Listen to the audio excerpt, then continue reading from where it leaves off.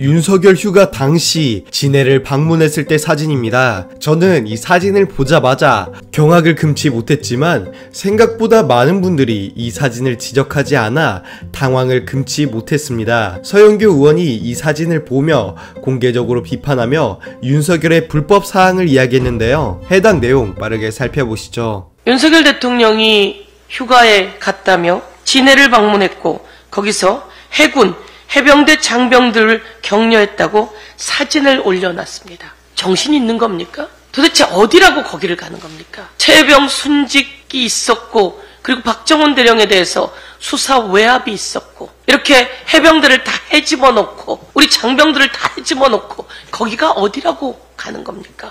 그리고 그 사진을 버젓이 올리는 그 기이함은 또 뭡니까? 대통령은 왜 이러는 겁니까? 하나의 반성이 없습니다. 오늘 다시 이야기합니다. 최혜병 사망 사건과 수사 외압에 대한 특검법은 윤석열 대통령에 대한 특검입니다. 그런데 윤석열 대통령이 그 특검을 2번이나 거부했습니다. 이것은 자기에 대한 거부이기 때문에 이것은 있을 수 없는 일이고 위헌이고 불법입니다. 두고 이에 대해서 우리가 책임을 물을 것입니다. 맞습니다. 제가 느끼기엔 윤석열의 명백한 기만입니다. 최혜병 특검에 2차례나 거부하며 국민의 요구, 해병대원들의 목소리를 묵살했는데 어떻게 이럴 수가 있나요? 이러한 뻔뻔한 모습에 동아일보가 경악을 금치 못했는지 엄청난 폭로를 해냈습니다. 해당 내용 빠르게 살펴보시죠. 그런데 오늘 동아일보에서 큰 보도를 하나 했습니다. 동아일보 보도를 여러분에게 공개하도록 하겠습니다. 박정훈 대령이 6명에 대해서 과실치사 혐의가 있다며 수사를 했습니다. 수사를 하고 여긴 범죄 행위가 결합되어 있다고 경찰에 이첩했습니다. 경찰에 이첩한 그날 다시 이종석 국방부 장관 등은 그 이첩한 수사 내용을 다시 회수해 왔습니다. 이 과정에는 대통령의 격려가 있다고 했습니다.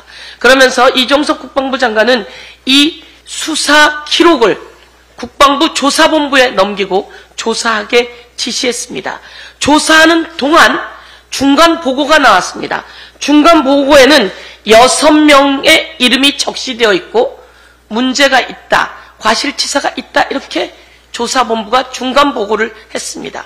거기에는 임성근이 수풀을 헤치고 밑으로 내려가라 라고 하는 내용이 있어서 임성근은 과실치사 혐의가 있다 라고 조사본부가 중간 보고를 했습니다. 그러자 다시 이에 대해서 조사가 이루어지고 그 조사 끝내는 2명만 혐의가 있다고 적시되어 나옵니다. 그런데 그 과정에서 이종석 국방부 장관의 군사보좌관인 박진희가 이 국방부 조사본부로 30차례나 30여 차례나 전화를 했습니다. 바로 이것이 수사 외압입니다. 이 내용이 이번에 공수처에서 확보된 내용이라는 겁니다. 30여 차례나 국방부 조사본부에 전화를 했고 끝내는 6명 과실치사가 2명으로 탈바꿈하는 일이 일어났습니다. 여러분, 박진희 혼자 했겠습니까? 이종석 국방부 장관의 지시가 있었겠죠? 이종석 국방부 장관은 혼자 했겠습니까? 윤석열 대통령의 지시가 있었습니다.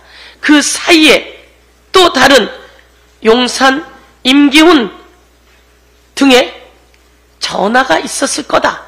용산 대통령의 지시가 있었을 거라. 이렇게 저희는 의혹을 제기하지 않을 수 없습니다. 그 과정에서 메모가 발견되었습니다. 이 메모에는 구체적으로 이렇게 적혀 있습니다. 직접적인 책임 관계가 드러나는 대대장 2명에 대해서만 특정의 경찰에 이첩하라 라고 하는 지시를 받았다고 메모가 발견되었습니다.